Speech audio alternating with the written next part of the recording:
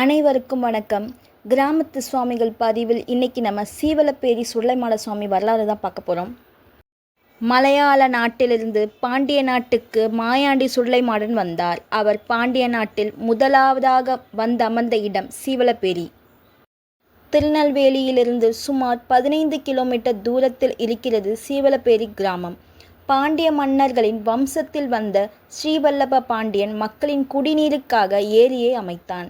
அவன் பேரில் அந்த ஏரி ஸ்ரீவல்லபேரி என்று அழைக்கப்பட்டது. அது மருவி ஸ்ரீவல்லபேரியாகி சீவலப்பேரி ஆனது. இங்கு சுமார் 650 ஆண்டுகளுக்கு முன்பு வாழ்ந்த மாசான கோனார் தன்னுடைய தந்தையின் கட்டளைக்கு ஏற்று ஆடு மேய்க்கச் சென்றார். சீவலப்பேரி ஊருக்கு மேற்கு 3 ஒன்றாய் கலக்கும் பகுதியான முக்கூடல் என்னும் இடத்தில் ஆடுகளை மேய்த்து கொண்டிருந்தார்.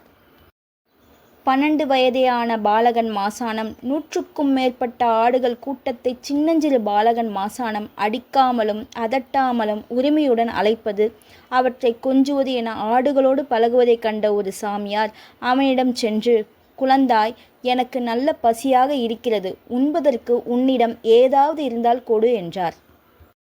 காவி உடையும் காலில் ஆணிகள் பொருத்தப்பட்ட செருப்பும் கையில் திருவோடும் கொண்டு உயரமான தோற்றமும் அதற்கேற்ற அகன்ற உடல் வாகும் கொண்டு நரைத்த தாடியுடன் நிமிர்ந்த நிலையில் நின்றிருந்த அந்த சாமியாரை கண்டான் மாசானம். சாமி, உங்களுக்கு கொடுக்கத்தக்க கையில் ஒன்றுமில்லை. நான் வீட்டிலிருந்து கொண்டாந்த சோளக்கஞ்சை இப்பதான் குடிச்சு முடிச்சேன். பரவாயில்லை, ஏதாவது ஒரு ஆடிடமிருந்து பாலை கறந்து கொடு, நான் குடித்து பசியாற்றிக் கொள்கிறேன். சாமி, முக்காவாசி ஆடு சினையாடுதேன். ஈத்தலஞ்ச ஆடுகள்கிட்டையும் இப்போ எப்படி பாலை கறக்க என்று கூறியபோது அவர் அருகே நின்ற ஆட்டை காட்டி, இந்த ஆட்டிலிருந்து பாலை கறந்து கொடு என்றார் அந்த சாமியார். அப்போது மாசானம் சத்தமாக சிரித்தார். சாமி, அது மலட்டு ஆடு, அதில் போய் எப்படி சாமி பாலை கறக்கிறது என்று கூறி மீண்டும் சிரித்தார் மாசானம். இறுகிய முகத்தோடு, குழந்தாய், நான் சொல்வதை நீ கேள். அந்த ஆட்டில் பால் வரும். இந்த திருவோட்டில் பாலை கறந்து கொடு என்று தன் கையில் இருந்த திருவோட்டினை கொடுக்க தயக்கத்துடன் வாங்கினார் மாசானம். அந்த மலட்டு ஆட்டின் மடியில் பாலை கறக்க முயன்றார். பால் வந்தது. திருவோடு நிரம்பியது. வியந்தார் மாசானம். அந்த சாமியாரை வியப்போடு பார்த்தபடி எழுந்தார். மாசானத்தின் கையிலிருந்த திருவோட்டை வாங்கி பாலை அருந்திய சாமியார் தனது சுயரூபத்தை காட்டினார். வந்திருந்தது சுடலைமாடன். கம்பீரமான தோற்றம், கனிவான சிரிப்பு. மாசானம், உன் இடம் தேடி வந்த எனக்கு கோயில் எழுப்பி பூஜித்து வா என்றார். அதற்கு மாசானம், ஐயா, வயதில் இளையவன், பருவத்தில் சிறியவன், என்னால் என்ன செய்ய முடியும்? உன்னோடு நான் இருக்கிறேன், உன்னால் முடியும் என்றார். அதற்கு மாசானம், சாமி, அப்படியே செய்கிறேன். எனது தலைமுறைக்கும் காத்து நிற்கணும், நோய் வராம பாதுகாக்கணும், பிறக்கும் பிள்ளைக்கும் கறக்கும் கன்றுக்கும் எந்த நோய் நொடியும் இல்லாமல் மண்டையில் 10 பூசாமல் பாதுகாத்து கொடுக்க வேண்டும் என்றான். உடனே சுடலைமாடன், எனக்கு கோயில் கட்டி நான் சொல்கிறவர்களுக்கும் சேர்த்து என்னோடு நிலையம் கொடுத்து பூஜித்து வா. உன் தலைமுறையை காத்து நிற்பேன், குலம் சிறக்க வைப்பேன், ஊர் மக்களை காப்பேன், நோய் நொடி அண்டாமல் பாதுகாப்பேன். என்னை நம்பி உன்னை தேடி வருவோருக்கு எப்பிணியாகிடும் அப்பொழுதே நீக்கி வைப்பேன் என்று வாக்குறுதி கொடுத்த சுடலைமாடன் தான் நின்றிருந்த இடத்தில் கீழே இருந்த மண்ணை எடுத்து தன் விரலை தொட்டு அதை கொண்டு மாசானத்தின் நாவில் ஓம் என்று எழுதினார். மாலை பொழுதானது. ஆடுகளை கிடையில் அடைத்து கொண்டு தனது உறவினர்களிடமும் ஊரார்களிடமும் நடந்ததை கூறினார் மாசானம். எல்லோரும் கேலி பேசினர். இவரது பேச்சை பொருட்டாக நினைக்கவில்லை. சுடலைக்கு கொடுத்த வாக்கை காப்பாற்ற முடியவில்லை என்று வேதனைப்பட்ட மாசானம் அங்கிருந்து புறப்பட்டு கால் போன போக்கில் பயணித்தார். சதுரகிரி மலை சென்றார். அங்கு சித்தர்கள் பலர் இருக்க அங்கிருந்த ஒரு ரிஷியை குருவாக கொண்டு அவருக்கு தொண்டுகள் செய்து வந்தார். வேதங்களை கற்றறிந்தார். ரிஷியை காண வரும் அன்பர்கள் அவரை குரு என்று அழைப்பதைப் போன்று இவரை பாலகன் என்பதால் பாலகுரு என்று அழைத்தனர். தலைமை குருவாக இருந்த அந்த ரிஷியிடம் நாடி வரும் அன்பர்கள் தங்களுக்கு நேரும் இன்னல்களை எடுத்து கூறும்போது ரிஷி பதில் கூற சிறிது நேரம் மௌனமாக இருப்பார். பின்னர் பதில் கூறுவார். ஆனால் சுடலையின் அருளால் மாசான கோனார் ரிஷிக்கு முன்னதாக பதில் கூறிவிடுவார். இதனால் இவரை அங்கிருந்த முனிவர்கள் தலையிருக்க வாள் ஆடலாமா என்று கண்டித்தனர்.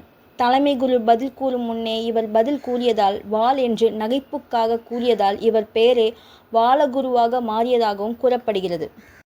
21 வயதை எட்டிய பாலகுரு காசிக்கு பயணம் மேற்கொண்டார். தனது 24 வயதில் சொந்த ஊரான சீவலப்பேரிக்கு வந்தார்.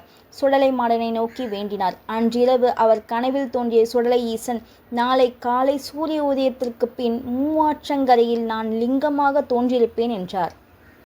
எந்த இடத்தில் சுடலை தரைமண் எடுத்து மாசாணக்கோனாருக்கு நாவில் ஓம் என்று எழுதினாரோ அந்த இடத்தின் மேற்கு பக்கம் தாமிரபரணி ஆற்றின் கிழக்கு கரையோரம் சித்திரை மாதம் முதல் நாள் சுடலை மாடன் சுயம்புவாக லிங்கமாக தோன்றினார். அன்றிரவு மாசாணக்கோனார் கனவில் தோன்றிய சுடலை மாடன் முறுக்கு மீசை முகத்தோடும் வீச்சருவா கரத்தோடும் தனது உருவத்தை காட்டினார். இதே உருவத்தில் தனக்கு சிலை வடிவமிட்டு வணங்கி வர கூறினார். அதன்படியே சுடலை மாடனுக்கு மாசாணக்கோனார் கோவில் கட்டினார். மாசாணக்கோனார் நீண்ட சடை முடியுடனும் காவி ஆடையுடனும் இருந்ததால் அவ்வூர் மக்கள் இவரை பாலகுரு சந்நியாசி கோனார் என்று அழைத்து வந்தனர். சந்நியாசி கோனார் சுடலைக்கு பூஜை செய்து வந்தார். அவர் சொன்ன வாக்கு பலித்தது. ஒரு வெள்ளிக்கிழமை உச்சிக்கால பூஜையில் அசரீரியாக சுடலை மாடன் சந்நியாசி கோனாரிடத்தில் பேசினார். முன் பிறந்த முண்டனுக்கும் அவன் பின் பிறந்த பேச்சிக்கும் என்னை தில்லையில் ஆதரித்த தாயான எல்லைக்காரி பிரம்மசக்திக்கும் துணையாக வழியில் வந்த புதியவனுக்கும் எனக்கு இணையாக என் கோட்டையில் பூஜிக்க நிலையம் கொடு என்றார். அப்போது சந்நியாசி கோனார் கூறினார், பணம் படைத்தவன் பலரிருக்க, பலம் படைத்தவன் சிலரிருக்க, என்னை அழித்துவிட்டு உன்னை அபகரித்து விடக்கூடாது என்றதற்கு பிறக்கும் பிள்ளைக்கும் கறக்கும் கன்றுக்கும் நீ கறந்து கொடுத்த பாலுக்கும் சத்தியமாக சந்திரன் சூரியன் உள்ளவரை எனது புகழ் மாறாது, உனது சந்ததி அழியாது, காத்து நிற்பேன். என் கோட்டை படியை கழுவி படிதுறையில் நீ இருந்ததால் நான் படியெழுப்பேன். நீ சொன்னது பலிக்கும், நீ கொடுக்கும் மண்ணும் மருந்தாகும் என்றார். சுடலை மாடன் சொன்னபடி சந்நியாசி கோனார் சொன்ன வாக்கு நடந்தேறியது. சுடுகாட்டு மண்ணும் மருந்தானது. சுற்று வட்டார பெயரானது. சுடலையின் சக்தி உடனிருந்தது. சந்நியாசி கோனார் மறைவுக்கு பின் அவருக்கு கூறுக்குள்ள கோயில் கட்டப்பட்டுள்ளது. அது அவர் வாழ்ந்த வீடு என்று கூறப்படுகிறது. இது போத்தி கோயில் என்று அழைக்கப்படுகிறது. இங்கு தை மாதம் சிறப்பு வழிபாடு நடக்கிறது. சுடலை கோயில் ஆண்டுதோறும் சித்திரை மாதம் முதல் நாள் கொடை விழா நடக்கிறது. பங்குனி கடைசி நாளன்று போத்தி கோயிலில் பூஜை செய்து அங்கிருந்து அவரை கோயிலுக்கு அழைத்து வருவதாக இந்த நிகழ்ச்சி நடைபெறுகிறது. சுடலை மாடன் மாசாணக்கோனாருக்கு நாவில் ஓம் எழுத மண் எடுத்த இடம் மயான பூமியானது. அங்கிருந்துதான் மண் எடுத்து வந்து கோயிலில் திருநீராக கொடுக்கப்படுகிறது. ஆண்டுக்கு ஒரு முறை டிராக்டர் கொண்டு மயானக்கரையில் தோண்டி திருநீர் மண் அள்ளப்படுகிறது. சுமார் 600 ஆண்டுகளாக மண் அள்ளப்படும் அங்கு எந்த பள்ளமும் இன்னும் ஏற்படவில்லை. மண் எடுக்க தோண்டிய சில நாட்களிலேயே அந்த இடம் இயல்பாக சமப்படுத்தப்படுகிறது. எல்லாம் சுடலையின் அற்புதம் என்கிறார்கள் சீவலப்பேரி மக்கள். இந்த திருநீர் மண்ணை பூசினால் தீராத நோய்களும் தீரும். இந்த கோயிலில் மூலவர் சுடலை மாடனின் வலதுபுறத்தில் தாய் பேச்சியம்மனும் தாய் பிரம்மசக்தியும் நின்ற கோலத்தில் அருள்பாலிக்கின்றனர். அவருக்கு எதிரே புதிய சாமியும் அவருக்கு பின்புறம் முண்டன் சாமியும் அருள்பாலிக்கின்றனர். இந்த கோவிலில் செய்யப்படுகின்ற சத்திய பிரமாணம் சிறப்பு மிக்கதாகும். சீவலப்பேரி சுடலை மீது சத்தியம் என்று சொல்லிவிட்டால் மக்கள் அப்படியே நம்பிவிடுவார்கள். பொய் சத்தியம் செய்தால் சுடலை மாட சுவாமி அவர்களை தண்டித்து விடுவார். பனை மரங்கள் வளர்ந்திருக்கும் அடர் சோலை, தாமிரபரணி பாய்ந்தோடும் ஆற்றங்கரை, அமைதி தழுவும் அற்புத சூழல் இவையாவும் ஒரு சேர கொண்ட தலத்தில் காவல் தெய்வமாய் வீச்சருவா கரத்தோடும் முறுக்கு மீசை முகத்தோடும் காத்து நிற்கிறார் சுடலை மாட சுவாமி. மீண்டும் மற்றும் ஒரு சிறப்புமிக்க கிராமத்து சுவாமிகள் பதிவில் உங்கள் அனைவரையும் சந்திக்கும் வரை உங்களிடமிருந்து நன்றி கூறி விடைபெறுவது உங்கள் கௌசல்யா அண்ணாமலை. சீவலப்பேரி சுடலை மாட சுவாமியின் அருள் உங்கள் அனைவருக்கும் கிடைக்கட்டும். நன்றி, வணக்கம்.